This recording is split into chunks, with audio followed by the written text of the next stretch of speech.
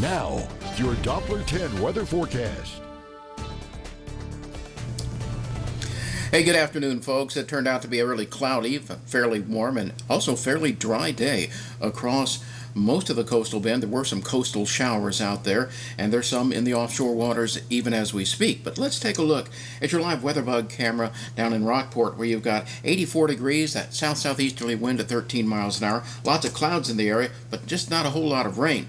Now, you can see on the accumulated rainfall, what we saw today was minimal, but that's what we were expecting. The easternmost areas got the most rain. There just wasn't much anywhere else, and we're still looking at that in mainly the offshore waters. A weak disturbance moving on by, not a whole lot of lift with that system, but further to the south, a more prominent area of disturbed weather will move on up and give us much more rain tomorrow.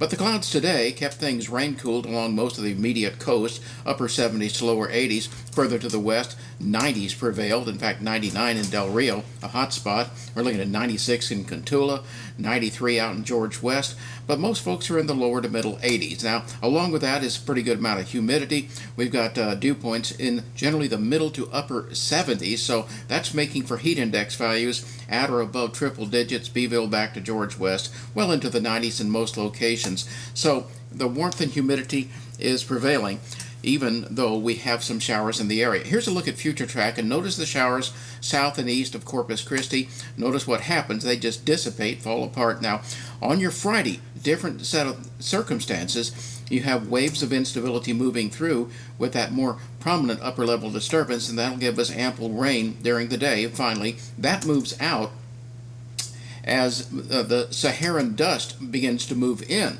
So what we're looking at is some very significant rain as you go through Friday. In fact, 4 to 5, even more inches of rain over our east and northeastern parts of the area. Even Corpus Christi, 2.5 inches. It's going to be a soaker tomorrow.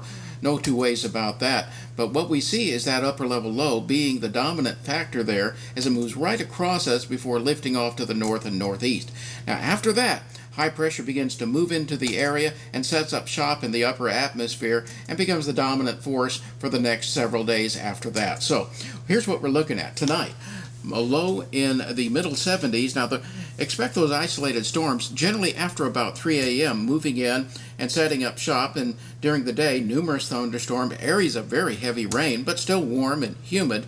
In fact, we're looking for those scattered showers and storms to limit our daytime heating to the middle to upper 80s tomorrow. After that, the clouds move out, the storms move away, and then we start to see only isolated showers on your Saturday and just 1 or 2 sea breeze storms Sunday and Tuesday. Temperatures gradually warm from the upper 80s to the lower 90s as the week progresses. The lows linger in the upper 70s to around 80.